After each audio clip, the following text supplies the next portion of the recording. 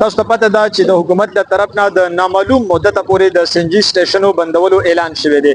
په دغه وجه باندې د سنجي سټیشنو مالکانان هم د خفګان اظهار کوي. ورسره چې څومره ډرایوران حضرات دي هغوی هم په دغه فیصله باندې خفه دي چې دغه فیصله د نامعلوم مدته پورې ده. د دغې نه دوی ته څومره پورې نقصان دی په دې باندې به د ډرایورانو سره هم خبرې اترې کوو. کوشش کوو چې د سنجي سټیشنو کوم مالکانان دي د هغوی سره هم خبرې اترې وکړو، د هغوی رایې هم ستاسو سره شریکه کړو.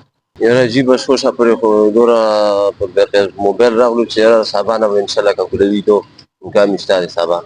خو نن دا درېیم اورېد دی خو خلکو ډېر ګاډ واډ شوي دي، سوزاکیانو والا ګاډو والا ځان غریبان انداز سړی دی بل څه واسې نشته دی. خو به څه مزدوري ونه کړي د ګاډي مونږ ته کشې ولاړ وي، نه سینجي نشته ورته. دا فریادونه کوي چې موږ همدا مزدوري دی څه دا بچو ته ونه ګټو، موږ اخر څه کوو؟ موږ خپله دا چوکیداره څه ونه کړو، موږ ته به نور څه دي؟ ځان ټول خفه دي، بس ټول ناراضه دي.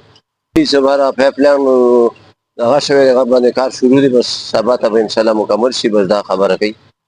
او د ما شبیر نوم دی، دا ګاډی چلوم. دا خو بېګا راغلی وم ولاړ دی، نن به بیا ودرولی، نه به سینجي شته نه. نو اوس ما متوز ورته یو ښه څه ناست یم، بس سینجي ته انتظار دی.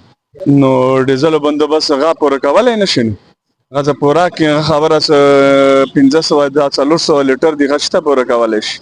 او څه سیسټم ورکړي نشته، سیسټم لګوي نو یو لاس 15,000 روپۍ بیا هم لګي. نو بس بیا به نو ماست نور خو د مزدوري بیا شته نه، چېرته یې مزدوري؟ نو بس بیا به ټول کورو چې چیني ډیزل او پټرول سی ان جي ال پی جي دا ټوله ګرون شولو. نو بیا به ټول کورو چې چیني هغه خبره کلي چې هغه شور شرابات وي بیا خو نور څه شته نه، نه هېڅ ترتیب نشته. مزدوري ودرېده، اوس لاس مزدوري بیا هغه خبره چېرته دي ټوله دوره ته مزدوري وکړي؟ ولې ګاډي ټول ولاړ وي نو مزدوري بیا ارڅیم نه. خلک هر شي ته فکر کوي چې مثال ساریا ګرانېږي، اوړه ورسره ګرانېږي، چیني ګرانېږي، نو بیا ګاډي مزدوري چېرته وي؟